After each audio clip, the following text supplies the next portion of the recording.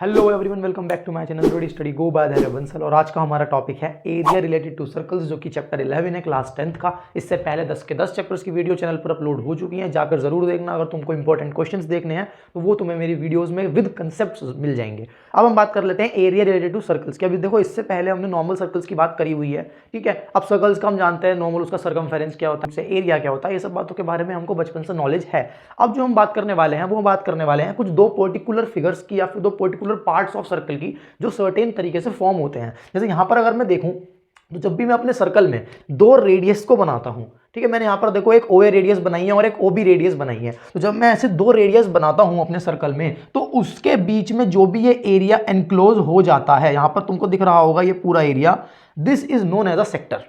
What it is known as a sector, the area enclosed between the arc and the two radius of the circles, उसको मैं क्या बोलता हूँ, sector बोलता हूँ। क्या बोलता हूँ? सेक्टर बोलता हूँ। जो छोटा वाला है ऑब्वियसली बात है उसको माइनर सेक्टर बोलूंगा, और जो बड़ा वाला है उसको मेजर सेक्टर बोलूंगा। इसका फॉर्मूला होता है, अब डायरेक्ट हमको एरिया अगर मुझे वो बोल दे एरिया ऑफ सेक्टर निकालने का, तो क्या होता है, theta upon 360 degree into pi r square. ठीक बात है। अब देखो पाई आर स्क्वायर तो हम जानते हैं एरिया ऑफ सर्कल होता भी है, उसमें कोई ऐसी लंबी चौड़ी दिक्कत नहीं है।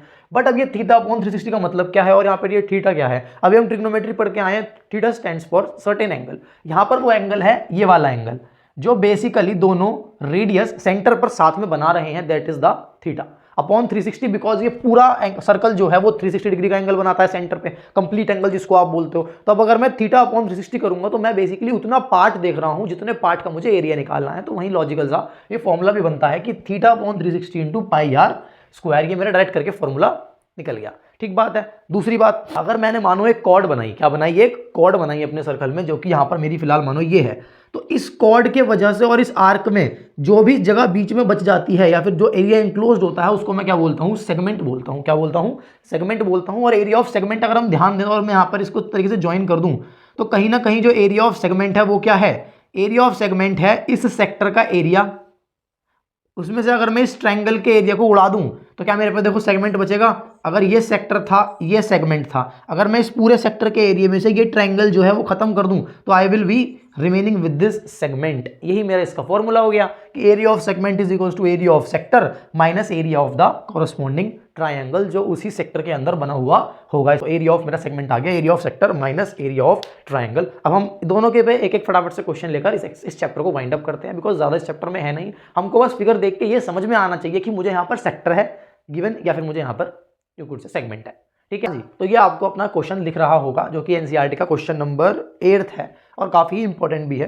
क्या बोलता है ये क्वेश्चन, किया horse is tied to a peg at one corner of the square shaped grass field of side 15 centimetre. तो यहाँ पर जो हमको ये फील्ड दिख रहा है यहाँ पर बना हुआ, ये एक स्क्वायर फील्ड है, और हॉर्स को हमने उसके कोने पे पेग से बांध रखा है। पेग की खूंटा जिसको बोलते हैं, खूंटा, उससे हमने उसको हॉर्स को बांध रखा है। और जो वो पूरा स्क्वायर है, जिस स्क्वायर फील्ड की हम बात कर रहे हैं, वो स्क्वायर फील्ड 15 मीटर का है by means of a 5 metre long rope. मैंने क्या कर रखा है कि एक 5 मीटर लॉन्ग रोप ले रखी है, जिससे मैंने उसको बांध रखा है। 5 मीटर रोप का मतलब क्या हुआ कि यहां से जो पैग है और जो घोड़े के मुंह तक जो ये आ रही है, दैट इज व्हाट 5 मीटर है। अब यहां पर कंफ्यूजन हो जाता है कि बहुत जो 15 मीटर गिवन है, यहां पर ये चलता है दिमाग कि भाई 15 मीटर का क्या यूज है। एक्चुअल वेज में अगर मैं ध्यान दूं तो मेरे पास 15 मीटर का कोई यूज ही नहीं है, क्योंकि हम अगर क्वेश्चन आगे पढ़े तो उसने हमसे क्या मांगा है, find the area of the part of the field with the horse can graze. अब हॉर्स जो है वो कितना पार्ट ऑफ फील्ड ग्रेस कर पाएगा, यानी बेसिकली चर कितना जगह पाएगा। अब तुम अगर देखो ध्यान दो इसी क्वेश्चन में, तो इस तरीके का ये हो गया मेरा फील्ड, यहां से एक खूंटा बंधा हुआ है, मान लो ये मेरा हॉर्स है। अब अगर हॉर्स चलेगा, अब अगर कोई चीज बंधी हुई है किसी चीज से एक पर्टिकुलर एंगल से, तो वो एक सर्कुलर मोशन में रिवॉल्व करती है, जिसको हम टॉर्क वाला केस जहां पर निकल कर आता है काइंड ऑफ, खैर वो बात अलग है। अब जब वो घोड़ा यहाँ पे है तो वो जब इधर चलेगा तो वो ऐसे डाउन फिगर में चलेगा, और जब नीचे आएगा तो भी यहाँ पे आएगा। अब अगर मैं ध्यान दूं तो एक सर्कुलर पैटर्न में वो मूव करेगा, और जब वो एक सर्कुलर पैटर्न में मूव करेगा तो कहीं ना कहीं एक सर्कल का पार्ट है, जो कहीं ना कहीं अगर मैं इमेजिन करूं कि ये एक सेंटर है सर्कल का, तो ये दोनों रेडियस की फॉर्म में मुझे यूज करा जा सकता है। या फिर मेरा रेडियस, तुम ध्यान दो, क्योंकि सर्कल पे अगर सेंटर से मैं कोई भी एक लाइन गिराता हूं, कितनी भी जगह पे गिराऊं, वो रेडियस होती है, वो सारी बराबर होती है। यानी कि यहां से यहां तक जो मैंने साइड गिराई, यहां से यहां, यहां से यहां, वो सब एक ही है, जो कि मुझे क्वेश्चन में दे रखी है 5 मीटर। ठीक बात है, क्या दे रखी है मुझे उसने, 5 मीटर। तो अब अगर मैं ध्यान दूं तो ये मेरा एक क्या बन गया, सेक्टर बन गया। अब क्वेश्चन को उधर ले चलते हैं, बिकॉज अब यहाँ पे हमें सोल्यूशन चाहिए। अब तुम्हारा क्वेश्चन चलो उधर आ गया है। अब यहाँ पर अगर हम सोल्यूशन पे ध्यान दें, सोल्यूशन क्या कहता है, हमको दिखा कि जो लेंथ ऑफ रोप है क्या है, लेंथ ऑफ रोप जो है वो radius of the sector grazed है। जो सेक्टर उसने खाया है या फिर जिस सेक्टर की ग्रास उसने खाई है वो किसके बराबर है, लेंथ ऑफ रोप के बराबर है। फिर बेसिकली यू कुड से कि ये अगर जो मेरा सेक्टर है इस सेक्टर का जो रेडियस है वो लेंथ ऑफ रोप के बराबर है यानी 5 मीटर। अब ये तो देखो बहुत ईजी हो गया, मुझे फॉर्मूला पता है सेक्टर का theta upon 360 into pi r square. But यहाँ पर दिक्कत क्या है, मुझे थीटा नहीं पता क्योंकि क्वेश्चन में उसने मुझे कहीं भी थीटा गिवन नहीं कर रखा। बट उसने मुझे एक चीज बोली थी कि ये जो मेरा फील्ड है ये एक स्क्वायर फील्ड है और हम जानते हैं कि स्क्वायर के सारे एंगल्स 90 डिग्री के होते हैं। एक बात है, यानी कि मेरा मतलब ये वाला जो एंगल है ये भी तो क्या सारे ही, बट मुझे तो इसकी यूज है। ये वाला जो एंगल है मेरे 90 डिग्री का एंगल है। तो मैंने क्या करा, वही करा, here angle of the sector is 90 degree, तो area of the field horse grazed क्या हो जाएगा, जो एरिया ऑफ द सेक्टर होता है यानी theta upon 360 into pi r square. अब फॉर्मूला डालूंगा तो theta is 90 upon 360 into 3.14 into 5 into 5। ध्यान से देखो वहां पर उसने बोल रखा है कि पाई की वैल्यू 3.14 डालनी है। उसका रीजन ये है बिकॉज यहाँ पर कुछ कट नहीं पाएगा 22/7 डाल के, इसलिए हम थोड़ा अपना आंसर ईजी लाने के लिए वो क्वेश्चन हमको ऑलरेडी बोल देता है कि तुम 3.14 डाल दो ताकि थोड़ा ईजिली आंसर निकल आए। मैंने वैल्यूज डाली, यहाँ पे इसको कट करके नीचे 4 आया और जब मैंने इसको सॉल्व करा तो ये आ गया 19.625 सेंटीमीटर, नहीं है मीटर है, मीटर स्क्वायर। इतना एरिया हॉर्स ने ग्रेस करा। अब मेरे को देखो सेकंड पार्ट क्या बोलता है, मेरे को सेकंड पार्ट इस क्वेश्चन का ये बोलता है कि द इंक्रीज इन, हमको और क्या निकालना है, the increase in the grazing area, कि कितना एरिया बढ़ गया जब मैं इस 5 मीटर की रोप को 10 मीटर का कर दूंगा। क्वेश्चन में कोई डिफरेंस है क्या, अभी तक मैंने 5 मीटर की रोप को मानकर रेडियस मानकर एरिया ऑफ ग्रेज निकाला था, फिर एरिया ऑफ द सेक्टर निकाला था। अब मैं उस 5 मीटर की जगह बस 10 मीटर रख दूंगा। किसी किसी के दिमाग में आएगा भाई डबल हो जाएगा, डबल नहीं होने का है सिर्फ, बिकॉज यहाँ पर कहीं ना कहीं 2 बार है, यहाँ पे सोचो इमेजिन करो 4 टाइम्स हो जाएगा। क्यों, क्योंकि यहाँ पर 2 बार 5 था तो 2 बार 10 आएगा तो ये कहीं ना कहीं 4 टाइम्स एरिया बढ़ जाएगा। खैर हम इसको भी सॉल्व करते हैं। सॉल्व कैसे करेंगे, वही now length is increase to 10 metre यानी कि नया रेडियस मेरा क्या हो गया 10 मीटर का हो गया। एरिया ग्रेस वही same theta upon 360 into pi r square. Theta मेरा वही 90 है बिकॉज है तो वही वाला square field, upon 360 into 3.14 into 10 into 10। अब देखो वही बात हुई ना, अब यहाँ से ये कट के नीचे 4 आया और ये 3.14 का क्या बन गया, 2 जीरोस लगे तो ये 2 डेसिमल आगे शिफ्ट हो गया, 314 अपॉन 4 आ गया, जिसको मैंने काटा पीटी करके 78.5 मीटर स्क्वायर मेरा आंसर आया। अब पर मैंने यहाँ पे माइनस क्यों किया है, क्योंकि ये जो मेरा आंसर आया ये है 10 मीटर स्क्वायर, 10 मीटर के रेडियस के हिसाब से जो आंसर आया है ये अकॉर्डिंगली आया है कि मैंने जब इसको 10 मीटर का बना दे तो कितना एरिया ग्रेज हुआ। बट उसने मेरे से मांगा कि कितना एरिया बढ़ गया ग्रेजिंग का, तो जब बढ़ गया निकाल, जो भी पहले था उसमें से उसको अगर मैं इस टोटल एरिया में से माइनस कर दूंगा तो मेरे पास इंक्रीज वैल्यू आएगी। जैसे मानो मेरे पास 10 रुपए थे, मेरे पास 10 के 15 हो गए, तो कितनी वैल्यू बढ़ी है वो मुझे माइनस करके निकल सकता है। ठीक बात है, तो वही सेम चीज है। तो मैंने यहाँ पर क्या करा कि एरिया जो इंक्रीज हुआ है वो कितना हुआ है 78.5 में से मैंने क्या माइनस कर दिया 19.625। तो मैं किससे मिला, मुझे क्या मिला answer 58.875 metre square is my answer. ये हाँ जी। तो अब देखो नेक्स्ट क्वेश्चन क्या आ गया है मेरा सेगमेंट के ऊपर। नेक्स्ट क्वेश्चन देखो मेरे को यहाँ पे आपको लिखा हुआ दिख रहा होगा, जो कि क्या बोलता है कि यार round table cover has 6 equal designs as shown in the figure. ये दिख रहे हैं हमको 6 इक्वल डिजाइंस हैं इस पर्टिकुलर राउंड टेबल के कवर में। ठीक है, अगर रेडियस जो है वो कवर का उसने बोला 28 सेंटीमीटर है, तो मेरे को कॉस्ट निकालनी है इस डिजाइन को बनाने की एट द रेट ऑफ 0.35 पर सेंटीमीटर स्क्वायर, यानी कि हर सेंटीमीटर स्क्वायर के 0.35 रुपीज में ले रहा हूं। अब देखो ये तो बहुत ईजी लॉजिक लगाने वाली बात कि अगर मेरे को रुपीज निकालने हैं पर सेंटीमीटर के दे रखे हैं तो पहले मैं टोटल एरिया निकाल लूंगा कितना है और उसको फिर रुपीज से मल्टीप्लाई कर दूंगा, उसमें कुछ दिक्कत नहीं है।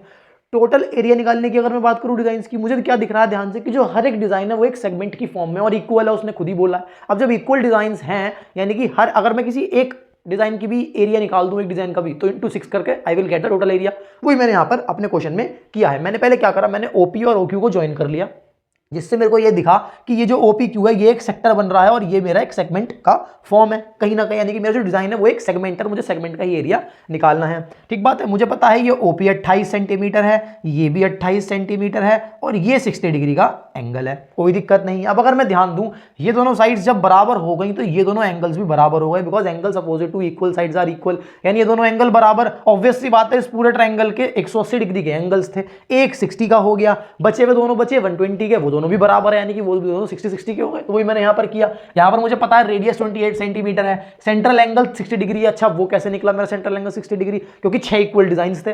टोटल एंगल जो होता है पूरे सर्कल का, मैंने बात करी 360 डिग्री होता है। अब क्योंकि 6 इक्वल डिजाइन है तो हर एक डिजाइन में बराबर का एंगल जाएगा, जो मैंने 60 डिग्री बताया तुमको ऊपर, तो इसलिए मैंने 360 को 6 से डिवाइड कर दिया, मेरे पास 60 डिग्री का एंगल ऊपर आ गया। ठीक बात है। अब ओपी क्यू क्या बन गया मेरा, इक्विलेटरल ट्रायंगल, जो मैंने तुमको भी बताया। क्यों? क्योंकि ये 60 डिग्री का एंगल अभी बताया मैंने कैसे है, ये दोनों साइड्स बराबर तो दोनों एंगल्स बराबर, यानी अगर मैं सोचूं तो x प्लस 60 डिग्री 180 के बराबर हो गया, तो ऑटोमेटिकली मेरा 2x 120 के बराबर आया और मेरा x की वैल्यू 60 आ गई। यानी मेरे ये ट्रायंगल में सारे एंगल्स जो है वो कितने डिग्री के हो गए, 60 डिग्री के। ये केस तब होता है जब मेरा ट्रायंगल इक्विलेटरल ट्रायंगल होता है, यानी मेरा ये ट्रायंगल कैसा हो गया, इक्विलेटरल ट्रायंगल हो गया। ठीक है। अब अगर मैं ध्यान दूं तो एरिया ऑफ डिजाइन मेरा क्या है, सेगमेंट है। मैंने खुद देखा अभी कि जो मेरा डिजाइन है वो सेगमेंट की फॉर्म में है, तो सिंपली मैंने क्या करा, उसका फॉर्मूला मुझे पता है कि area of sector minus area of triangle. Area of sector क्या होगा, θ/360 इंटू पाई आर स्क्वायर। देखो उसने क्वेश्चन में मुझे बोला है कि मुझे √3 की वैल्यू क्या रखनी है, 1.7 रखनी है, और उसने बाद मुझे पाई की नहीं बोली है, तो मैं अपने मन से रख सकता हूँ। बाकी मैं जनरल केस में 22/7 ही रखता हूँ। तो मैंने पर वैल्यू डाली 28 का स्क्वायर, ये बन गया मेरा बेसिकली कट, इससे ये कट गया, या 1 में 1 जा और ये 6 जा। अब मैंने ध्यान देखा तो इसमें भी 28 का स्क्वायर है और इसमें भी 28 का स्क्वायर है। मैंने यहाँ पे क्या रखा, area of triangle, equilateral triangle बन गया, यानी क्या बन गया, √3/4 ए स्क्वायर। इक्विलेटरल ट्रायंगल का एरिया जो हम पढ़ते हुए आए हैं पहले से, दोनों में ही मुझे 28 का स्क्वायर कॉमन लग रहा है, मैंने वो कॉमन निकाल लिया, ब्रैकेट बंद करा। इसके पास बचा π/6 माइनस इसके पास बचा √3/4, कोई दिक्कत नहीं है। अब मैंने यहाँ पाई की वैल्यू डाली, 28 का स्क्वायर इंटू 22/7 इंटू 6 माइनस 1.7/4। यहाँ पर ये 2 3 और 2 11 तक कट गया, नहीं मेरा बन गया 11/21 माइनस 1.7/4। ठीक है, 28 इंटू 28। यहाँ पर मैंने फिर इनका एलसीएम लिया तो डेट वुड बी 84। अब क्योंकि मल्टीप्लिकेशन में तो मैंने इसको एक साथ पूरा अपॉन में लिख दिया, और यहाँ पर माइनस में क्या बचा, 44 माइनस 35.7। ठीक है, तो बेसिकली मेरा वो सोल्यूशन निकल के आया 28 into 28 into 28 into 8.3/84। On solving it I got the answer 77.47 centimetre square. अब ये आंसर जो है ये पूरा कंप्लीट आंसर अभी नहीं है। क्यों? क्योंकि उसने मुझसे कॉस्ट मांगी है। ये तो मेरा एक डिजाइन की वैल्यू आई है, मुझे करना क्या है, अब जो भी ये वैल्यू आई है मैं इसको पहले करूंगा टोटल एरिया ऑफ डिजाइन निकालने के लिए 6 से मल्टीप्लाई, और फिर जो भी आंसर आएगा मैं उसको रुपीस निकालने के लिए 0.35 रुपीज से आगे फिर से क्या कर दूंगा, मल्टीप्लाई। इन दोनों के ही आंसर्स तुम लोग मुझे कमेंट सेक्शन में बताओ कि तुम्हारे क्या आ रहे हैं। और तो यही था मेरा एरिया रिलेटेड टू सर्कल्स। इसमें तुमको अगर और कोई भी क्वेश्चन डाउटफुल लगता है तो तुम लोग मेरे को कमेंट सेक्शन में बताकर जरूर जाना। बाकी अगर तुम लोगों को ये वीडियो हेल्पफुल लगी हो तो इस चैनल को जरूर सब्सक्राइब करो, वीडियो को लाइक करो और अपने सभी 10th के दोस्तों के साथ शेयर जरूर कर देना, ताकि उनको भी थोड़ी सी बोर्ड्स में हेल्प मिल सके।